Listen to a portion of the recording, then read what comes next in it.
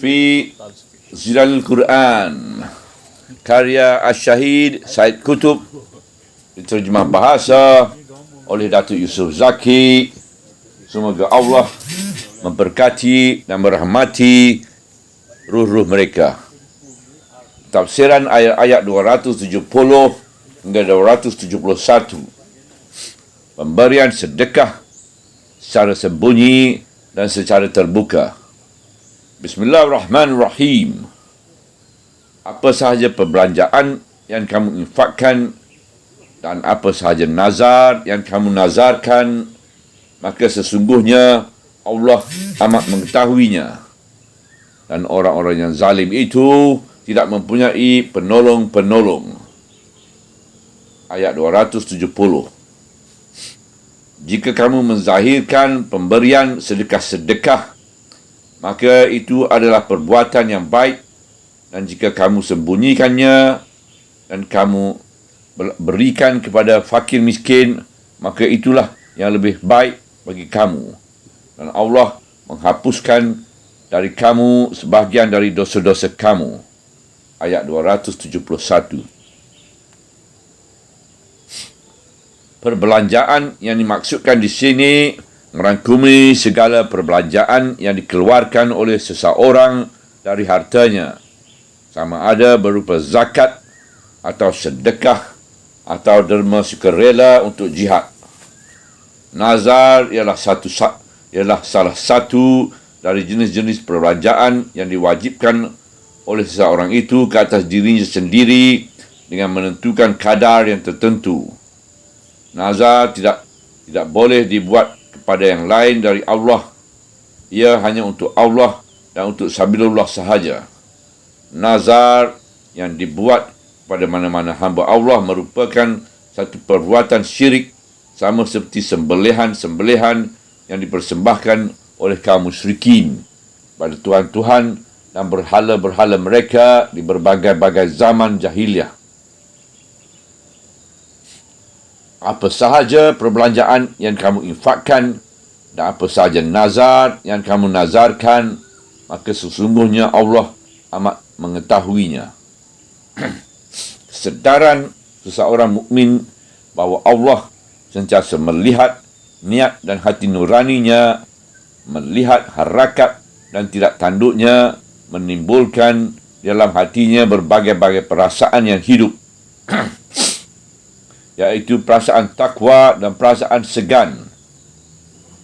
Kalau terlintas di dalam benaknya fikiran riak atau menunjuk-nunjuk, fikiran kikir atau bakir, dan fikiran takut pada kemiskinan atau kerugian, juga perasaan ketenteraman dan keyakinan terhadap balasan Allah, perasaan puas hati dan senang dengan amalan-amalan yang dilakukannya kepada Allah, dan dengan perbuatan mensyukuri nikmat Allah dengan menginfakkan sebahagian rezeki yang telah dikurniakan kepadanya.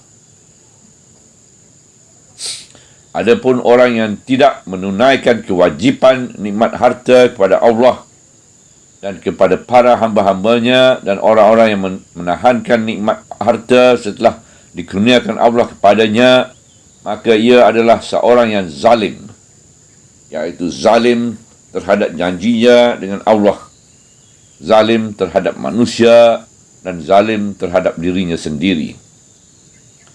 Dan orang-orang yang zalim itu tidak mempunyai penolong-penolong. Pengakhir ayat 270. Menunaikan kewajipan nikmat harta itu adalah perbuatan yang adil, dan menahankan nikmat harta adalah perbuatan yang zalim. Dan manusia dalam persoalan ini terbahagi pada dua jenis. Manusia yang adil, yang menunaikan janjinya dengan Allah, iaitu juga dikurniakan nikmat, ia menyempurnakan kewajipannya dan bersyukur. Dan manusia yang zalim, yang memungkiri janjinya dengan Allah dan tidak menunaikan kewajipan dan tidak bersyukur. Dan orang-orang yang zalim itu tidak mempunyai penolong-penolong.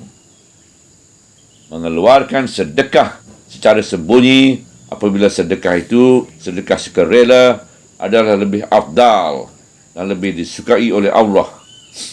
Ia lebih wajar dibuat begitu agar sedekah itu bersih dari kekotoran, keinginan, menunjuk-nunjuk dan riak.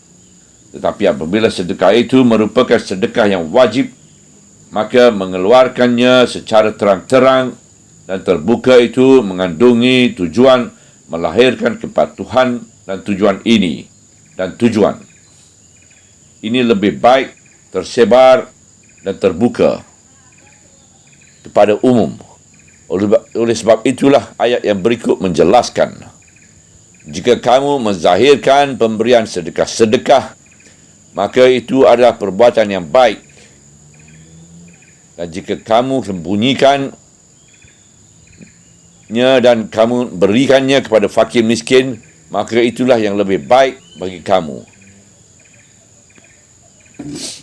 Ayat ini mengandungi dua keadaan sedekah dan setiap keadaan disesuaikan dengan cara penanganannya, dan kedua-dua diberi kepujian pada tempat-tempat masing-masing, dan kedua-duanya dijanjikan dengan penghapusan dosa. Dan Allah menghapuskan dari kamu sebahagian dari dosa-dosa kamu.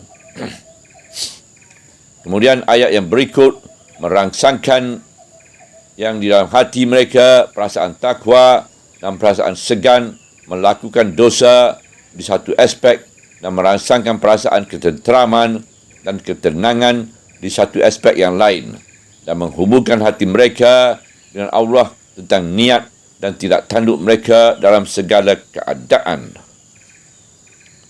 Dan Allah itu mengetahui segala apa yang dilakukan oleh kamu.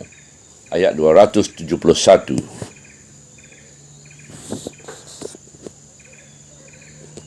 Mengapa infak dijelaskan dengan panjang lebar oleh Al-Quran? Kita pastilah memerhatikan bahawa Al-Quran memberi bimbingan dan arahan yang panjang lebar mengenai infak dan bagaimana ia menggunakan berbagai-bagai cara galakan dan ancaman mengenainya supaya kita dapat memahami dua perkara yang penting. Pertama, memahami betapa jauhnya pandangan Islam terhadap tabiat manusia dan perasaan tamak dan bakil yang mengungkungi jiwanya, juga terhadap perlunya digerakkan dan dirangsangkan secara berterusan supaya ia dapat mengatasi perasaan tamak dan dapat membebaskan dirinya dari perasaan kikir dan bakil dan dapat meningkat ke tahap yang luhur yang dikehendaki Allah. Kedua, memahami tabiat manusia yang dihadapi oleh Al-Quran itu, iaitu tabiat manusia yang wujud di dalam masyarakat Arab yang amat dikenali umum sebagai murah hati dan dermawan. Tetapi kemurahan dan kedermawanan itu adalah bertujuan untuk mendapat kemasyhuran dan sanjungan manusia agar berita-berita kemurahan mereka menjadi berita-berita yang dipindah-pindahkan ke merata perkemahan. Oleh itu, bukanlah menjadi satu perkara yang mudah pada Islam untuk mengajar mereka bersedekah dengan ikhlas tanpa mengharapkan semuanya itu, iaitu bersedekah kerana Allah semata-mata, bukannya kerana manusia. Sudah tentu perkara seperti itu memerlukan kepada didikan dan asuhan yang lama, usaha-usaha yang banyak dan seruan-seruan yang berterusan ke arah keluhuran jiwa, keikhlasan dan kebersihan, dan semuanya itu telah berlaku. Subhanallah, walhamdulillah, wa la ilaha illallah, wallahu akbar, wa la hawla wa la quwata illa billah al-aliyyil azim, wa la hawla wa la quwata illa billah al-aliyyil azim, wa la hawla wa la quwata illa billahi al-aliyyil azim.